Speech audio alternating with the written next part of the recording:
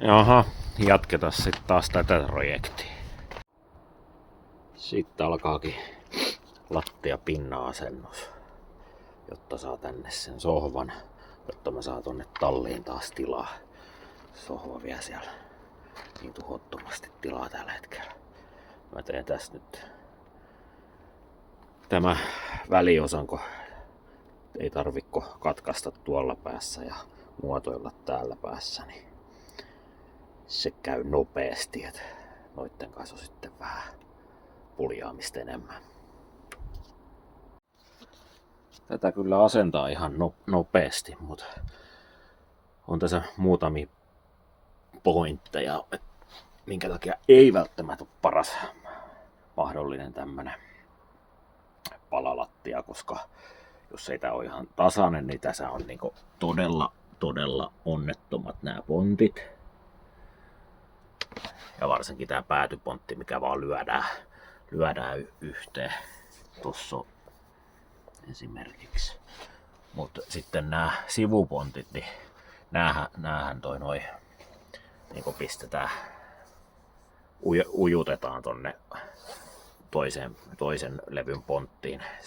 Siitä tulee kyllä ihan pitävä. Tätä on helppo työstää. Tosi helppo. Ja mitä muut mulla oli mielessä? En muista. Kai mulla jotain oli, mutta sitä ei saatu nyt tähän pätkään. No niin, nyt on helppo osuus tehty. Sitten tarvii ruveta näitä reunoja tekemään, kun täytyy koko ajan sitten sahailla, niin se on sitten hidasta. Koska laiska on, niin yrittää etsiä helpommat keinot. En vieläkään sitä pahvimallia tee, mistä olen aikaisemminkin jo höpöttänyt. Tommonen pieni alue kyseessä, niin mä tein siitä teippimallin. Mä teippailin toin ja sitten leikkelin siitä ylimääräiset pois. Ja nyt mä piirrän sen tohon ja kokeilen, että millainen tää onnistuu. En oo tällaista koskaan ennen tehnyt. Siinä jää vähän tuota tarrapintaa, niin se pysyy tuossa paikallaan, kun sen piirtää nyt tuohon. Kokeillaan. Niin. Tarvitsisi saada ponttiin noin.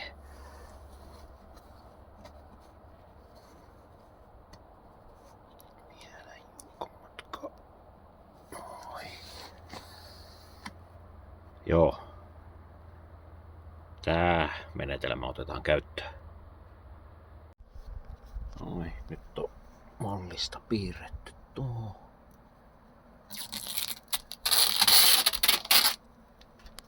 Ja siinä olisi sitten saattava. No niin, nyt tuli pinta valmiiksi tähän kärryyn. En nyt kattonut kauas mulla meni, milloin mä tää aloitin. No mä näen sen siitä jostain videosta.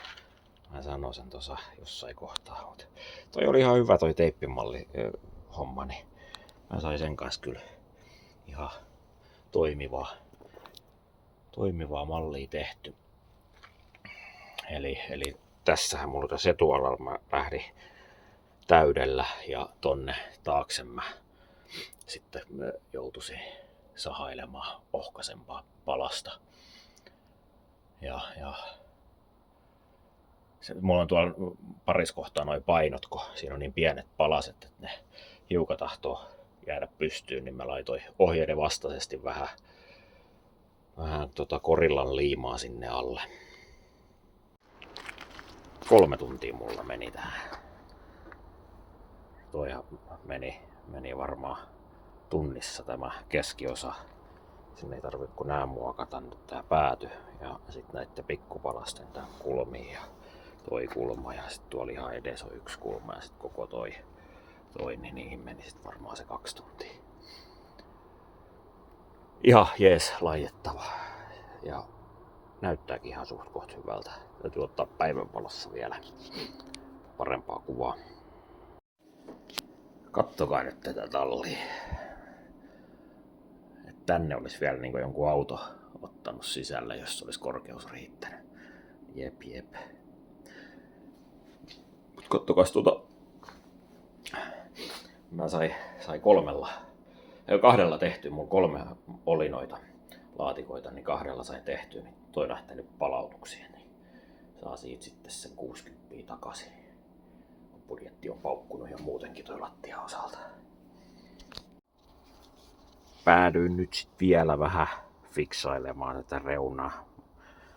Ajoin toi Dremerin kanssa tosta vähän muotoa, siinä meni muutama kohta sillä, että en ollut tyytyväinen. Niin mä pistän liimaa siihen ja nidon toi sama etumattoa kuin tuolla edessä. Niin sit tulee siisti.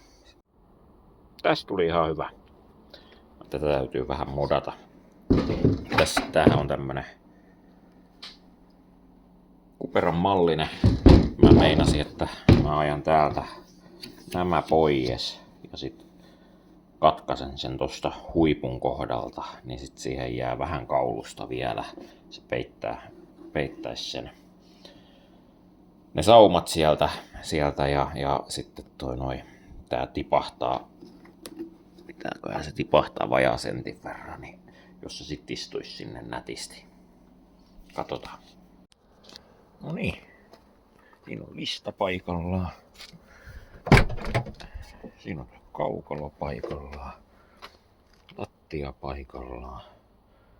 Tuohon mä olen jo viritellyt tommosen luukun. Tai toi luukkuhan on vanha, mutta uusi toi kehys. Ja tähän sitten rakentelemaan sitä köökkiä.